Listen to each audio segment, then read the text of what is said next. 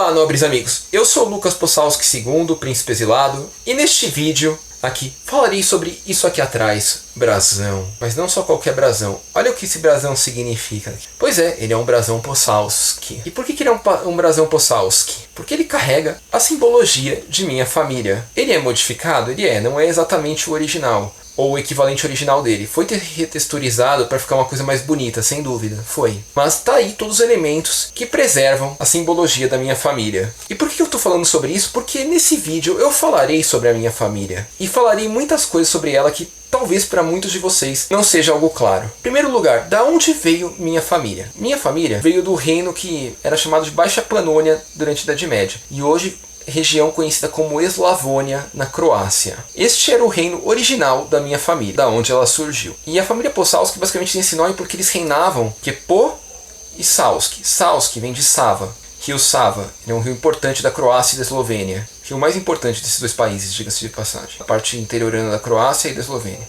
E ele representa exatamente o que é a origem do povo que minha família reinou. Ou do povo o qual minha família liderou durante a era pagã eslava. São os esloveno-croatas, ou seja, os eslovenos e os croatas do norte, que têm sangue esloveno, não tem sangue dalmácio. E partes da Hungria e até partes da Eslováquia hoje. Né? No passado, bem comecinho do reino mesmo, o reino menor, era conhecido como Baixa Panônia. Posteriormente ficou conhecido como, com seu crescimento e junções de alianças militares, como Carantânia. Recebeu outros nomes também. Mas enfim, a Áustria em determinado momento invadiu esse reino e o tomou. Na verdade, não é bem assim a história. Tem toda uma história de guerra. Minha família, na verdade, começou a guerra contra a Áustria e não o contrário. Mas enfim, minha família perdeu a guerra e depois a Áustria anexou ela. Mas enfim, essa é a origem da minha família. Poxa, Docas, e há quanto tempo foi isso? Há mais de 1000 anos. Sim, isso data de um pouco antes do ano 1000, quando o rei Liudevit Possalski tomou a frente da guerra contra os germânicos e quis tentar invadir a Áustria e tomar a Áustria. E aí a Áustria se converteu ao cristianismo, o Império Franco ajudou a Áustria e a gente perdeu a guerra. E esse foi o momento de destronamento, quando o Liudevit morreu em guerra. E na verdade morreu lutando contra os dalmácios, porque o Liudevit, apesar de ele ser meu ancestral e ser um ancestral honrado por ter sido um grande rei em muitos aspectos, ele era vamos dizer assim, um soberano muito expansionista, militarmente falando. Ele queria muito tomar mais territórios e expandir o reino dele. Então ele entrou em muitas guerras, e até por isso ele provavelmente acabou perdendo. Porque no começo ele era um excelente comandante militar e vencia muito fácil muitos dos inimigos da família. Mas depois de um tempo conquistou tantas inimizades que isso, eu diria que acabou causando a derrota dele, né? Entre os dalmácios, por exemplo. Ele queria tomar muito território para ele, e por isso que talvez acabou perdendo. Dalmácios eram eslavos, eram os croatas do sul, não do norte. Eles não têm sangue esloveno-croata, eles têm o sangue lá mais parecido com Montenegro e até com a Bósnia e com a Sérvia. Mas enfim, essa é a origem da minha família. E foi assim que ela foi destronada. Liudevit morreu, o Lukavit primeiro assumiu, e como ele não era nada bobo e percebeu que estava ferrado, fugiu, porque senão iria morrer junto com o reino dele.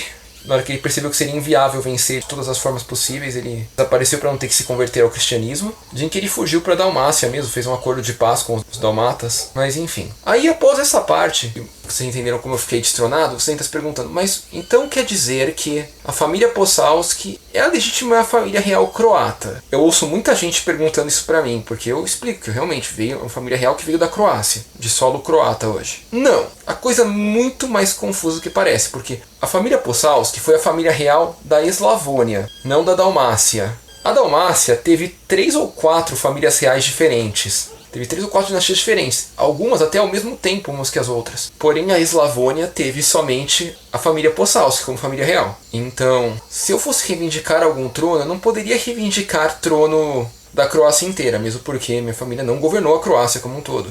Mesmo porque a Croácia, como conhecemos hoje, surgiu muitos anos depois. Não tem nada a ver, entendeu? Porém, mais do que isso, a Croácia teve um período que permaneceu sob domínio Habsburgo. Então muitos acreditam que talvez não, o verdadeiro dominante deveria ser um Habsburgo, e não um Possalski, por exemplo. Ou não um Tomislav, ou qual outra dinastia teve lá na Croácia. E por fim, eu diria que não tem nada a ver. Não existe um herdeiro legítimo ao trono croata, porque a Croácia surgiu já como república. Ela já surgiu como um país república, não como uma monarquia. Então não existe um rei legítimo da Croácia. Guardem essas palavras. Porém, mais do que isso, esse negócio de rei legítimo através das eras é uma coisa que soa como uma verdadeira bobagem, porque senão... Imagina a Inglaterra, quantas dinastias ela não teve? Ela teve a dinastia de Wessex primeiro, teve depois o Guilherme da Normandia, que foi o Plantageneta, aí depois teve os Lancasters e Yorks, teve os Tudors, teve os Stuarts, teve os Oranges, que hoje atendem pelo nome de Windsor. Quem que deveria ser o rei legítimo nessa história toda? Olha, diga-se de passagem, os Oranges, que hoje atendem pelo nome de Windsor, são os que ocupam esse trono, mas eles nunca tiveram sequer ligações com a Inglaterra em si antes. Eles meramente foram convidados para ser um rei de decoração, para a Inglaterra poder ser uma monarquia parlamentarista, para que os reis, entre aspas, legítimos, não pudessem reivindicar trono e sair brigando por poder. Então, geralmente, o que tá lá por política, não tá lá porque é legítimo ou não é. Então, não tô falando que não exista legitimidade de famílias e tronos e coisa assim, mas cada dinastia dura seu tempo. A hora que acaba, se ela recomeçar,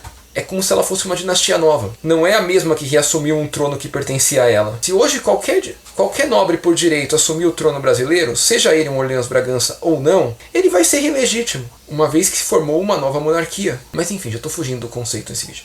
O que eu queria dizer, na verdade, era que não necessariamente eu sou um rei legítimo da Croácia. Sim, eu sou um descendente legítimo da família Possalski, mas isso pouco me torna um rei legítimo da Croácia, uma vez que a monarquia acabou, teria que começar uma nova com a minha casa para eu poder me tornar rei legítimo do lugar. Então, respondendo essa segunda pergunta, não necessariamente eu sou um rei legítimo, embora eu sou descendente de uma família real do lugar, e isso é comprovado. Outra coisa, eu teoricamente sou o rei, ou muita gente acha que eu sou o rei e não príncipe, porque uma vez eu até coloquei uma coroa na minha cabeça e me assumi rei aqui do Projeto Feudo. Pois bem, este é um conceito muito importante para falar com vocês, porque assim, depende do que vocês estão me assumindo como rei. Como rei do Projeto Feudo, sem dúvida eu sou, porque eu sou o legítimo dono dele.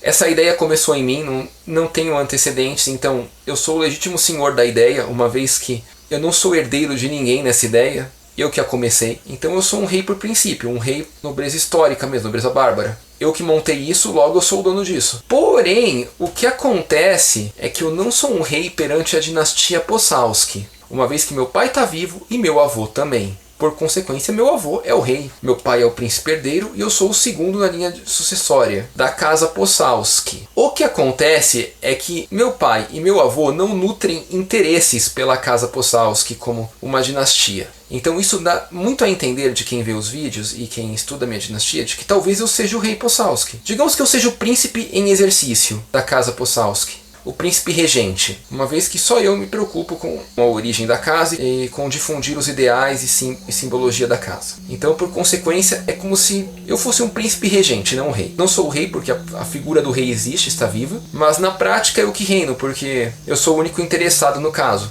Porém, se um dia meu pai ou meu avô se interessarem, eu perderei a minha regência sobre a casa em si também. Neste caso. Porém, eles não se interessam muito, né? Até hoje não se interessaram muito. Talvez em algum momento venham a se interessar. Não sei. Agora, uma coisa que eu fiz pensando no canal há muito tempo atrás, ainda nos primórdios dele, quando eu estava terminando de descobrir minhas origens, é me assumir com o sobrenome Docas, pois isso é uma coisa minha. Docas, na verdade, é um apelido que eu recebi na minha infância. Meus amigos me chamavam de Docas. E com o passar do tempo eu fiquei conhecido como Lucas Docas mesmo, porque Lucas é meu nome de verdade. E Docas era um apelido tão forte que me chamavam de Lucas Docas. Com o passar do tempo, muita gente passou a acreditar que Docas era meu sobrenome. Até eu revelar meu sobrenome publicamente, muita gente acreditava que era meu sobrenome. E ainda tem gente que acredita, diga-se de passagem. É certo? É errado? Não sei. Porém, se eu começar a colocar Docas nos meus descendentes, os descendentes deles também passarem a ter, em algum momento vai se tornar um sobrenome. Porque foram assim que os sobrenomes surgiram. Lógica natural, não estou falando em relação a leis e coisas assim. Então o que vocês podem dizer é que talvez eu seja um rei na dinastia Docas, mas eu seja um príncipe regente na dinastia Possalski. Agora, quanto aos títulos que eu cedi para vocês. Então, eu fiz aquilo de coração para vocês, porque eu queria muito agradecer e porque eu via que muita gente estava pedindo títulos para mim.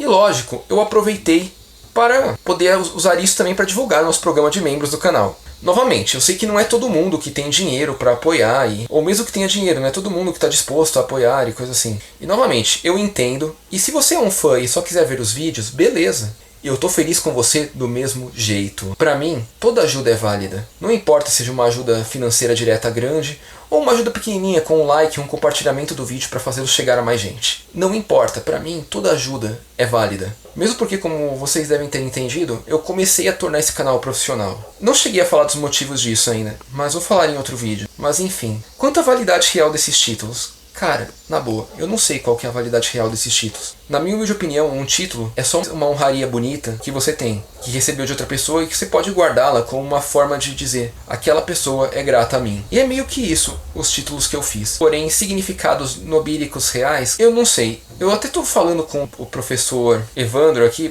vou trazer ele para fazer uma entrevista e explicar melhor essa parte do direito nobílico real mesmo de hoje. Mas até onde eu sei, eu não entendo muito essa parte de direito nobílico no mundo de hoje. E qual sua validade ou não, seu uso ou não. O que eu posso dizer para vocês é que eu fiz isso como uma forma de agradecê-los e de presenteá-los com alguma coisa. Poder presentear vocês por estarem me ajudando de alguma forma com alguma coisa. Se o que eu puder fazer for dar um títulozinho bonito com uma honraria a cada um de vocês, será o que eu vou fazer, porque o Projeto Feudo precisa de toda a ajuda possível. Mas enfim, nobres amigos, acho que esse vídeo ficou um pouco longo. Falei um pouco da origem da minha família, falei um pouco sobre o significado da nobreza dela. Vou fazer um vídeo sobre a história dela, mais pra frente vou fazer um vídeo sobre a história de como eu descobri tudo isso. Mas enfim, espero que tenham gostado, que tenham compreendido. Se gostaram, por favor, deixe seu like aí, ajuda pra caramba a gente. Se inscreve se não for inscrito, ajuda mais ainda.